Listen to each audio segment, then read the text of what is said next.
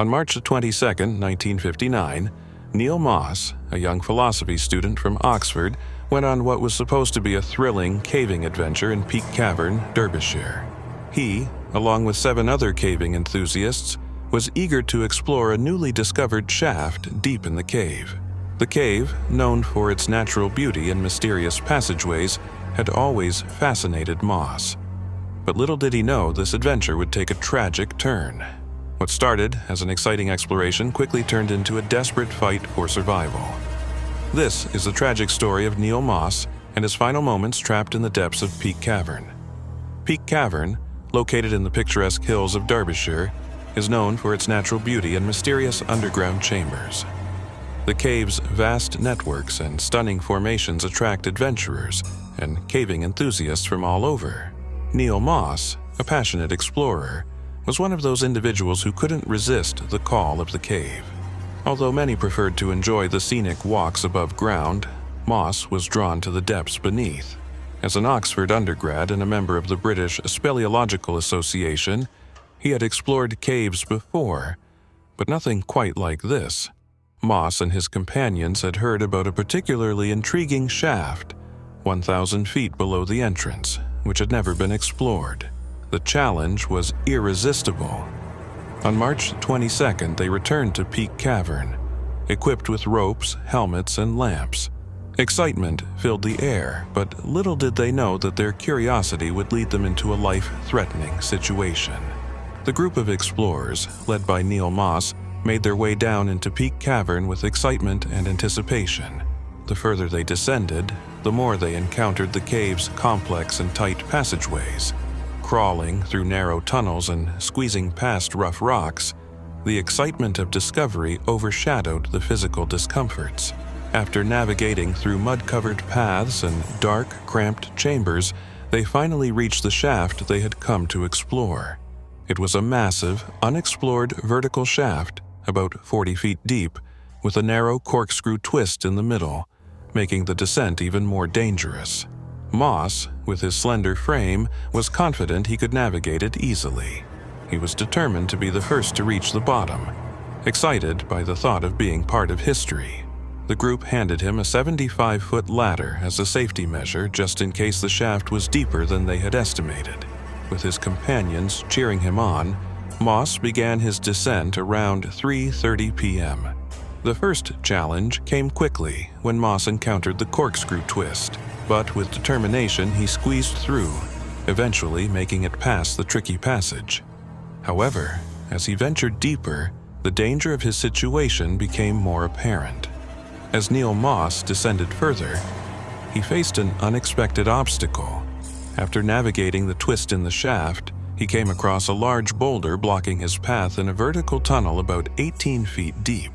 Moss, ever the optimist, believed he could move the boulder aside and continue his exploration. However, in the process, the ladder got stuck beneath him, preventing him from moving.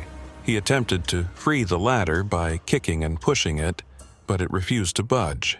Exhausted and frustrated, Moss decided to retreat, but this simple decision soon led to his biggest problem. With the ladder wedged in place, he no longer had the option of climbing back up in the same way. He tried to wriggle his body into a position where he could move, but found himself stuck in a narrow space, trapped between the rock and the ladder. Worse, his body blocked the flow of air into the shaft, which meant he was running out of oxygen with every passing minute. Realizing the gravity of his situation, Moss tried to stay calm and called out to his companions for help. He shouted for them to pull the ladder up, but when they tried, the ladder remained stuck. Panic began to set in as Moss became increasingly aware of his dire circumstances. Unable to move, he shouted, "I'm stuck! I can't budge an inch!" His voice echoed through the dark, but his companions could only hear his distant cries. They attempted to pull him up using a rope, but Moss's limited movement and the narrowing space made it nearly impossible. The air was growing more toxic, filled with carbon dioxide, and Moss began to feel disoriented. He spoke in gibberish, suggesting that his friends leave to get food, but they could tell that he was in serious trouble. In a panic, his companions rushed to get help, knowing time was running out. What had begun as an adventure quickly turned into a life-or-death rescue mission. As Moss's situation worsened, his companions knew they couldn't rescue him alone. The air in the shaft was becoming increasingly toxic due to the buildup of carbon dioxide, and Moss was running out of time. In a desperate move, they rushed to get outside help. News of the tragedy spread quickly, reaching Moss's father, Eric Moss, as well as the media. The BBC reported the incident, and soon, a large-scale rescue operation was underway. The Royal Air Force, Navy, police, and caving groups all arrived at Peak Cavern to assist in the mission. Volunteers, including some slender individuals who might fit through the narrow space, attempted to reach Moss, but the conditions inside the shaft were unbearable. 3 volunteers lost consciousness and had to be pulled out. Still, the team pressed on, determined to save Moss, despite the mounting challenges and the deadly air quality inside the cave. Time was running out. The rescue team, now joined by several experts, faced immense challenges trying to reach Moss. Despite the oxygen tanks that were brought in to provide relief, the polluted air made it nearly impossible for rescuers to stay in the shaft for long. Moss was still alive, but weak and disoriented. His hope seemed to fade with each passing hour. A small-sized volunteer, 18-year-old June Bailey, bravely volunteered to make the descent. She managed to reach Moss, but was quickly driven out by the suffocating air. Every attempt to free him seemed futile, and even the best efforts of the rescue team couldn't change the fact that Moss was running out of time. His body was slowly succumbing to the lack of oxygen. As the hours dragged on, hope began to dwindle. The cave, now flooded by heavy rain, made it even harder for rescuers to continue.